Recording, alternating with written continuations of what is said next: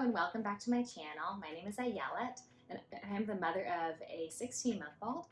I'm Montessori trained and we've been practicing Montessori from birth in our home. So thank you for joining. Today I'm going to talk about a question I get asked all the time, which is what makes a toy Montessori? So first of all, I'm going to start by addressing the elephant in a room that possibly you've heard, maybe someone said this to you, which is that yes, there is technically no such thing as a Montessori toy. Maria Montessori did design some materials for classrooms, and these will appear in some Montessori homes, more often Montessori classrooms now. These are things like the pink tower, the golden beads, and things like that. So those are Montessori materials, but toys, Montessori toys, technically do not exist. That being said, I tend to kind of feel like saying that is a bit of semantics and isn't really answering people's questions. People are just wondering what toys are Montessori aligned, which is what I'm going to talk about in this video. So I am going to say Montessori toys, I'm sure plenty of times throughout the video. Put in Montessori aligned in your mind if you'd like. But yes, there technically is no such thing as a Montessori toy. That being said, there are certain principles that do tend to be applied to toys to decide whether it is Montessori aligned or sort of more Montessori-esque. So the other precursor that I want to get out of the way before diving into this is to just say Montessori is about so much more than the toys. Montessori is an educational philosophy designed by Dr. Maria Montessori, and it is now seen in schools throughout the world, and it also has been taken by many people into homes. So it's been taken as sort of a parenting style and as an educational philosophy within the home. This often looks like a lot of emphasis on practical life activities, which Maria Montessori believed were absolutely perfect for young children. It also often means respectful parenting or gentle parenting, gentle discipline, whatever you want to call it. But that sort of respect for the child centered parenting. It also often means having possibly some certain furniture that's like more accessible to children, and it often means buying certain types of toys. However, the toys are not the primary thing. You can practice Montessori at home without toys. This is all about what a home might look like, what it might mean in a home to practice Montessori. Because again, Montessori is an educational curriculum that was designed for a classroom. So when we say Montessori at home, we're talking about applying these principles to our homes. So now that I have addressed that Montessori is not really about the toys, though many people who practice Montessori at home might have some similar toys and do choose toys based on Montessori principles and toys that are more Montessori aligned, I'm going to dive into a bit more about what is a Montessori toy. Well, actually first I'm going to dive into what is not necessarily a Montessori toy. So Montessori is used a lot as branding. If you look up on Amazon, on Google, on anything Montessori toy, you are going to find a whole list of things, many of which are not Montessori in any way. You'll find particularly a lot of just open-ended wooden toys, which some of them might be Montessori aligned and some may actually really not be. So that's something to keep in mind. One interesting thing is while Montessori toys are often thought of as these open-ended wooden toys, in Montessori classrooms and Montessori homes even, you're actually likely to find a lot more close-ended toys. So close-ended toys mean they have a specific purpose, that you use them in a certain way. Now, when I say close-ended, I realize it can have a few different meanings to different people. Sometimes when people think of close-ended, they think of a material that's like a toy that just it's closed-ended because you push the button and it lights up. That's not what I'm talking about. So here in this case, I'm talking about closed-ended toys, meaning there's a specific way to use it. That doesn't mean that the child will always necessarily use it in that way. The coin drop, you know, it is a material where you drop the coin into the box. That's closed-ended. Now, could he go and, you know, put other things, you know, open the box and start using it another way, or could he use these coins as something else? 100%. These are often self-correcting, so there's one way for it to be done, and if it's not done in that way, the child will know at the end that it is not done correctly. A popular example of this is the Montessori material in the primary classroom, the knob cylinders. I don't have those, so I'm going to give an example in a puzzle. So say take this puzzle. There are 5 different spots, and there are 5 different pieces, and if you put this smaller piece into here, then this one will not fit. So it's self-correcting, meaning there's, the child then at the end of using it knows that if it knows that they've done it correctly or that there's something missing and they need to go back.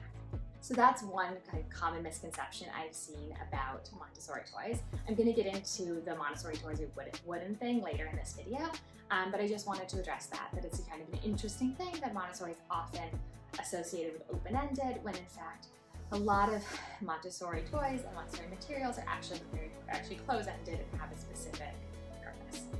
So then one more little disclaimer before we start is we do prioritize Montessori toys in our home.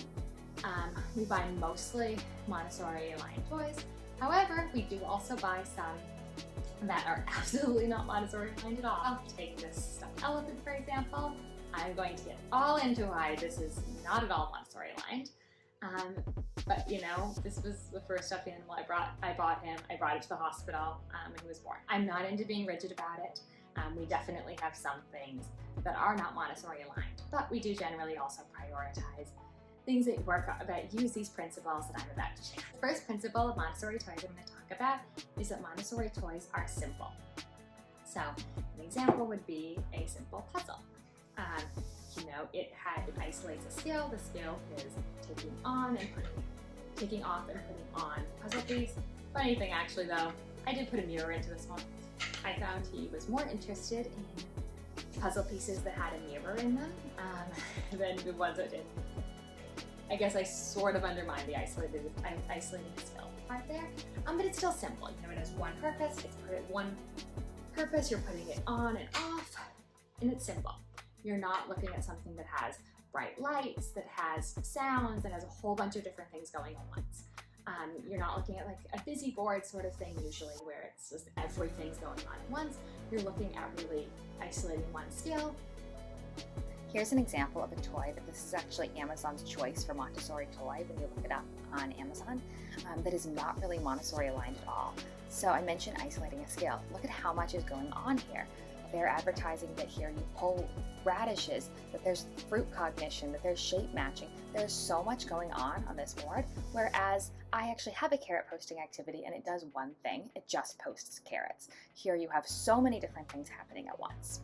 So I prefer to get toys that are simpler because I find that often toys that really have a whole lot going on can be even a little overstimulating for children. And if not that, it is sort of distracting. Whereas with ones that are simple and isolate a skill, they can work on that one thing at a time in that one toy.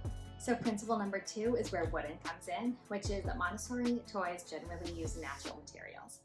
So natural materials though might be wood, but it could also be things like metal, it could be fabric and things like that. So a few reasons for that. One major reason for using natural materials is they change and they sort of have more feedback going on. So you say you have wood and it has a texture to it, it has a taste to it, it has all of these different things. Or say metal gets warm, metal gets cold, whereas something like plastic does sort of stay the same all the time. They have like a weight to them, they interact in sort of expected ways.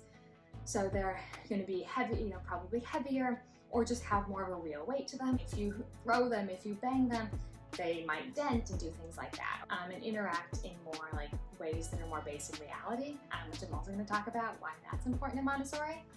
So that's a bit about why natural materials. That said, there is a place for plastic in Montessori homes. I'll talk a bit about that in the next section. There are also some other reasons that people will cite for using real materials, such as being better for the environment, such as sort of connecting to nature more. You will see a lot of wood probably, but it's definitely not the end-all be-all that marketing makes it out to be.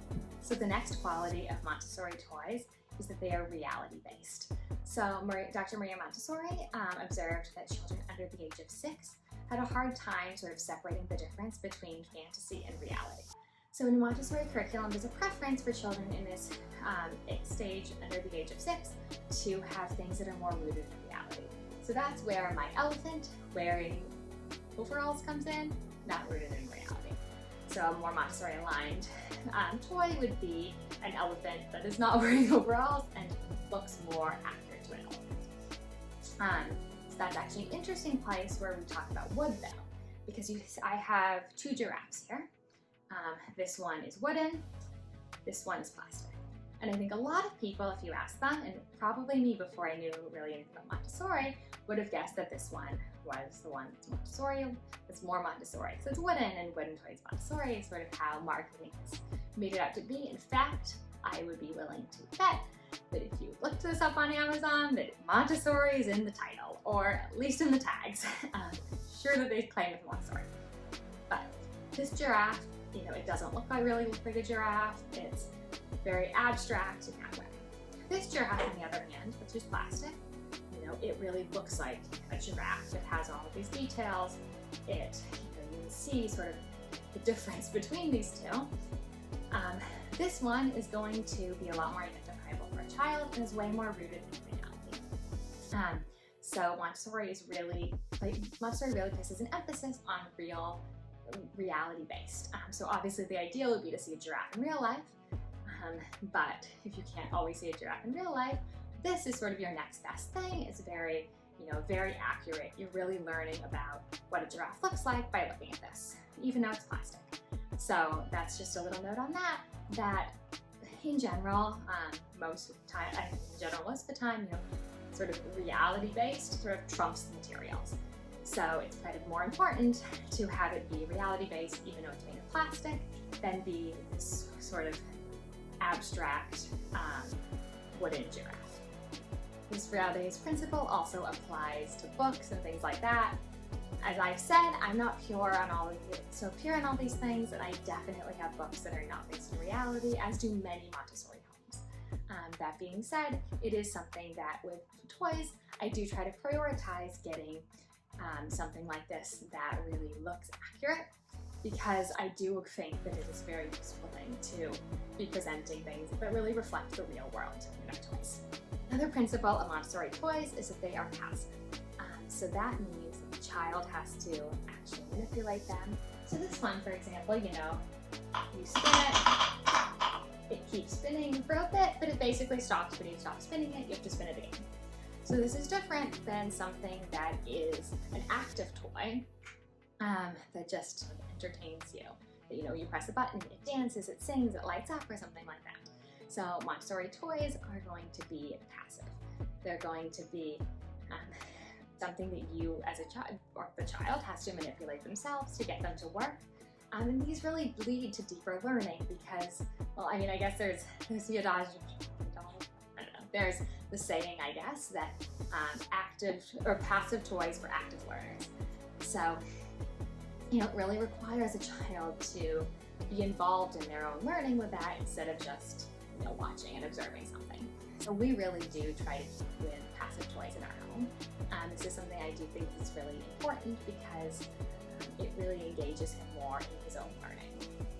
So I do think that it's useful to know how Montessori is often used as a marketing term in these things, in terms of particularly used to apply to all wooden toys, especially all wooden open-ended toys. I've seen it really applied to.